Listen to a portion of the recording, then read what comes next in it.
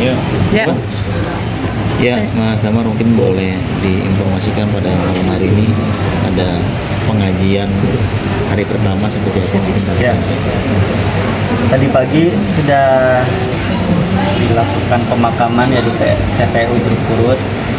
Dan ini malam pertama tahlilan yang rencananya dalam hari ke depan setiap habis Isya tahlilan hari pertama, kedua, hari ketujuh nanti tahlilan umum. Sebagai anak mungkin ini di hari pertama gitu ditinggalkan gitu, ada rasa ini nggak sih mungkin yang membedakan gitu semenjak kepergian Kang Epi sendiri? Apa bedanya? Ya ngerasa ada yang hilang aja gitu. Biasanya ada sosok bapak, sekarang nggak ada, kayaknya ya beda, hilang aja. Rasanya sebetulnya biasa ditinggal, cuman pas disadarin ya akan ketemu lagi gitu. Beda. Biasa pergi pamit kemana, besok ketemu, minggu depan ketemu, atau bulan depan ketemu saking sibuknya. Ini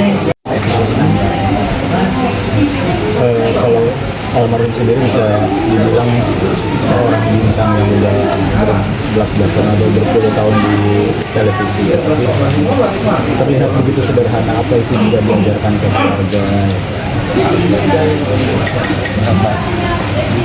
Kalau mengajarkan secara langsung enggak, jadi dengan sikapnya bapak ya. Jadi terus apa tadi?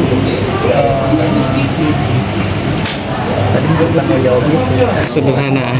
Apa? Kesederhanaan ya. Karena Papa Pepi itu lebih senang dieksposnya itu lebih ke karyanya, lebih ke idealisnya ya, lebih ke karyaannya, gagasannya dibandingkan pencapaian materi gitu, pencapaian secara apa yang udah didapat, secara istilahnya apa ya, lebih harta mungkin tidak diumbar, bukan diumbar ya, tidak dipertontonkan, tapi karya-karyanya yang selalu dia all out itu di karya-karyanya. Jadi pencapaian secara ide, pencapaian secara proses kreatif yang seneng papa expose ke dimanapun ya, mau media mau tanpa media, lebih seneng karyanya yang terlihat. Jadi cara penampilan nggak terlalu ditampilkan dengan ke banyak orang. Mungkin itu yang nerap ke Carlo juga, ke anak-anaknya Secara tidak langsung gitu. secara tidak langsung. Tapi mungkin pernah nggak nih dari anak-anak mau ngajak liburan ke tempat yang mewah atau gimana, tapi dari almarhum sendiri udah kita yang sederhana aja, dapetin Nah itu karena maksudnya mewah itu papa itu punya idealis sendiri. Jadi ketika ngajak, yuk ngajak kemana? Ke kebun pohon kelor. Kan nggak pernah kepikiran sama orang tua yang lain. Ke kebun, ngajak ke mana? Ke itu Murek Belut. Nah, ya kan itu mewah menurut papa. Dan akhirnya saya senang gitu, maksudnya dengan semendadak serandom itu. Kalau mungkin saya mikirnya ini tiba-tiba kemana, yuk nyari ke pasar loak, nyari apa, nyari sepeda ontel misalnya. Jadi serandom itu buat ngajak jalan-jalan, tapi akhirnya langsung dilakukan keluarga, kemana. Jadi itu yang berkesan, karena nggak pernah sama sekali yuk kita ke pantai, enggak, yuk kita ke gunung atau camping, kayaknya enggak ya, nggak pernah sama sekali. Tapi kalau ngajak ke kemana terakhir pernah diajak yang agak-agak tiba-tiba terus ya itu nyari kelor. Nah, dari daun kelor, karena itu lagi senang sama pohon kelor, sama daun kelor, jadi fokus ke pelosok-pelosok sampai dicari kemana-mana. Itu yang berkesan. Tapi kamu sendiri sebagai anak pernah nggak sih masuk rekomendasi tempat-tempat mungkin yang belum pernah dikunjungi kayak tadi kan pantai, gunung, terus tanggapan papa seperti Akhirnya apa? saya ngerekomendasiin ke tempat yang lebih aneh lagi gitu. Ke tempat, ya maksudnya lebih ke art space juga, lebih ke ruang kreatif. Karena tahu papa nggak seneng ngapain ngasih rekomendasi ke Tempat mainstream. saya juga nggak terlalu seneng ke tempat-tempat yang mungkin tempat apa ya. Tapi misalkan kalau normalnya jalan-jalan Liburan, jalan-jalan. apalagi temu ya misalkan apa sih rata-rata Bajo ya. misalkan Labuan Bajo ya, Labuan Bajo Bali gitu. Bali nggak pernah, maksudnya tahu ngapain juga kita ngerekomendasiin itu ke papa. Saya juga nggak terlalu tertarik gitu akhirnya, karena emang mendingan ke tempat yang bisa dijadikan sebuah karya. Akhirnya yuk ke itu, ada tempat bisa ke sungai mana misalkan, selalu arahnya ke situ. Jadi nggak pernah pikiran yang macam-macam. Itu macam-macam ya. Berarti itu secara tidak langsung memang nurun ya ke anak-anaknya juga ya, ke Adamar, ke Kang Kodrat juga sama ya. Ya, ngikutin secara langsung. Jadi Mungkin setelah 7 hari ke depan ada, maksudnya ada selain tahlilan ada nazar yang ingin kamu penuhi juga nggak sih? Entah nanti hari ke-7 seperti apa atau bagaimana? Pikiran apa lagi?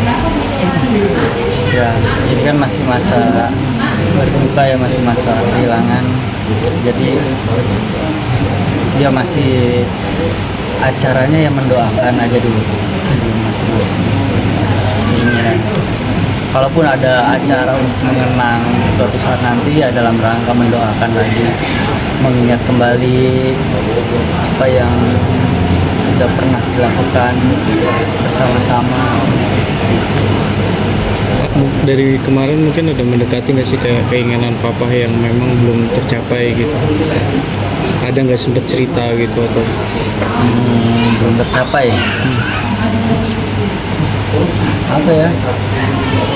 Sebetulnya salah satunya buka warung sendiri itu impiannya papa, dan pelan-pelan tercapai. Cuman kan papa itu selalu berpikir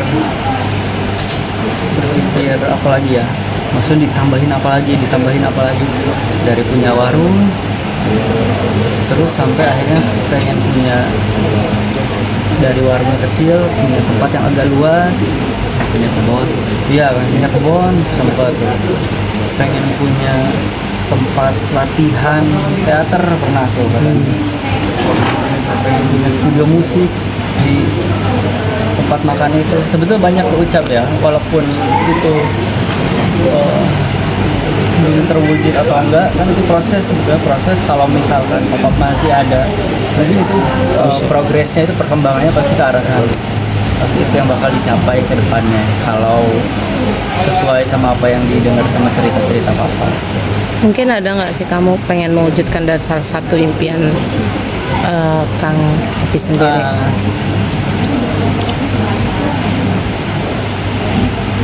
Maksudnya siapa yang nggak pengen sebetulnya ya? Maksudnya kan itu hal yang baik, hal yang